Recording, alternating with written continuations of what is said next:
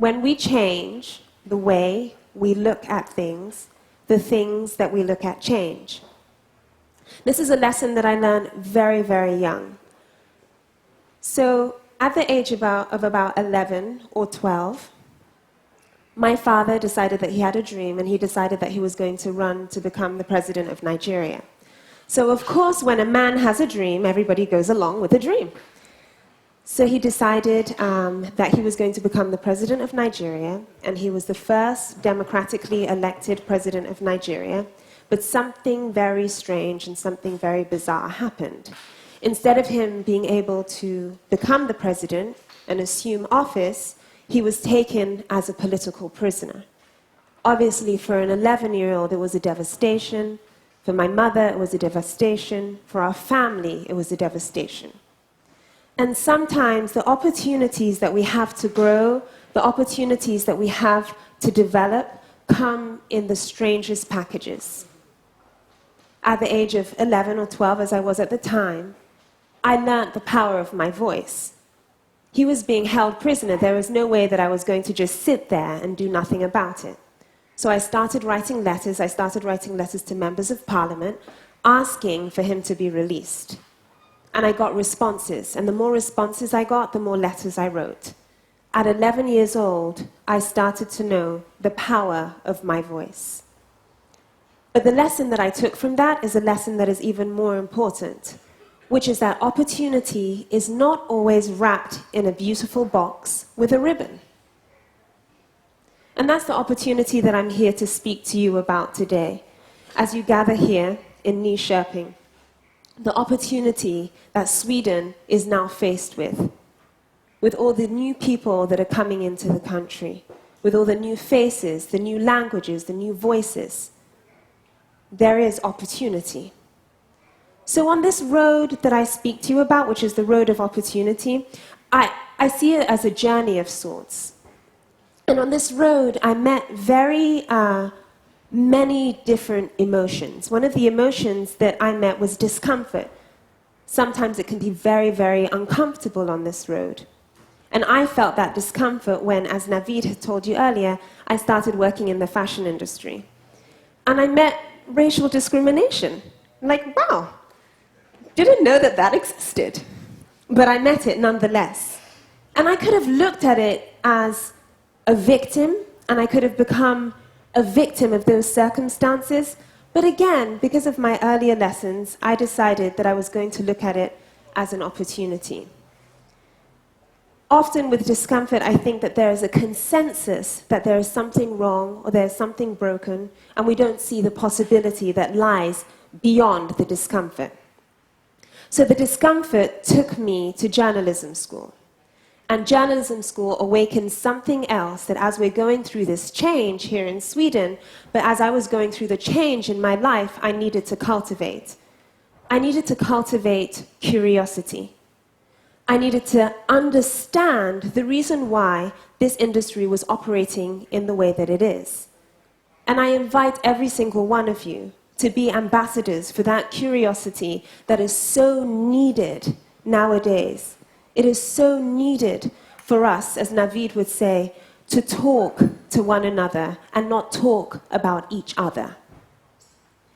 And these sorts of values were actually crystallized for me when I was in Vivala, Örebro, where I met my friend Hindran, whose birthday it's just been, so happy birthday.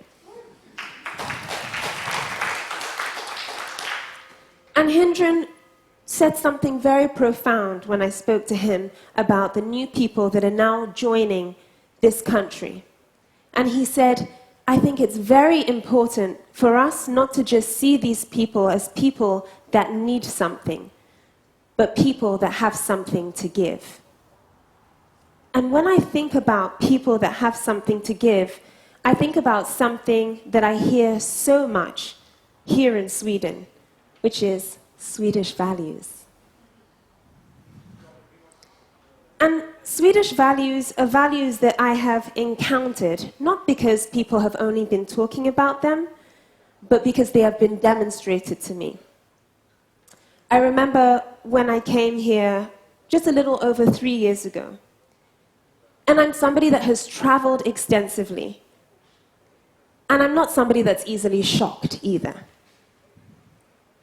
But I was shocked when I saw the way that men from all different ethnic minorities were interacting and caring for their children.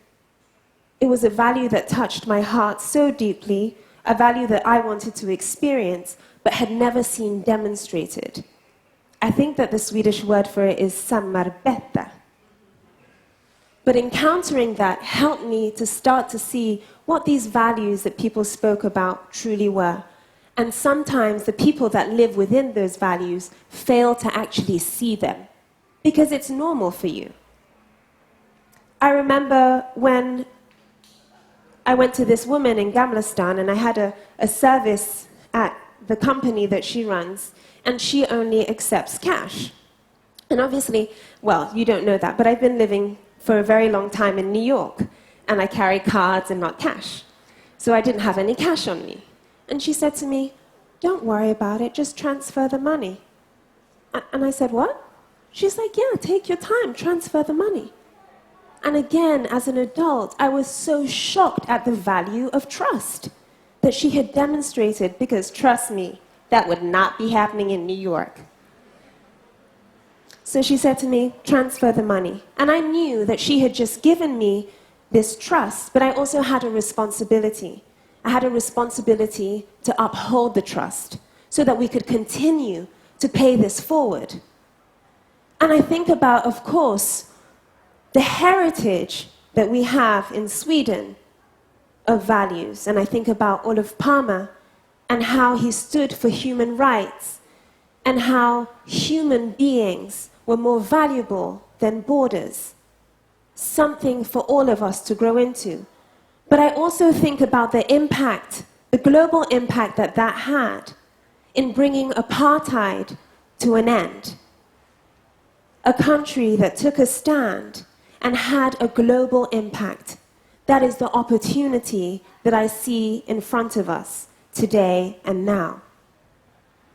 Then I think about companies like Spotify, who have taken their business model to the United States and are setting the bar high and showing that parental leave, paid parental leave specifically, is important.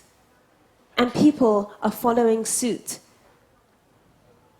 I think about Sofia Stromberg in Örebro, Vivala to be precise, and I think about how she tirelessly creates a platform for people to come and discuss, so that our curiosity can lead to us knowing one another. So through knowing one another, we can create partnership. Through creating partnership, we can create a vision for the future of Sweden. I see all these things, and it's further instilled in me that what we have before us is an opportunity. We have an opportunity to create the Sweden of the future. But that all depends on choosing how to see things. How do we choose to see things? How do we choose to stand in this vision? Because what I've come to know is that that which we truly want to keep, we have to be willing to demonstrate. And we have to be willing to give away. I've seen it demonstrated. I see it every day. And I've come to know that the values that we think are Swedish are not just Swedish values, they are global values. I saw them with a friend of mine, Nash, in Dhaka, Bangladesh, when he took me through the streets to show me his hometown. I see them in New York when I met a taxi man from Senegal who took me around the city for 3 days and asked for nothing in return. When I met my friend Esther van Velze in Amsterdam, and after half an hour of knowing her, she let me stay in her apartment for 3 months. These are global values, and you can allow the newcomers to reflect your values back at you.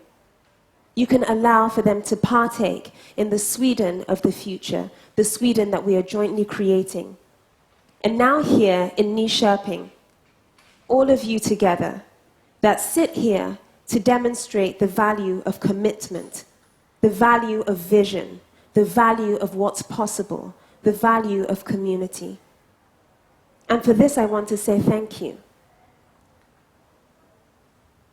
Tack så mycket för ett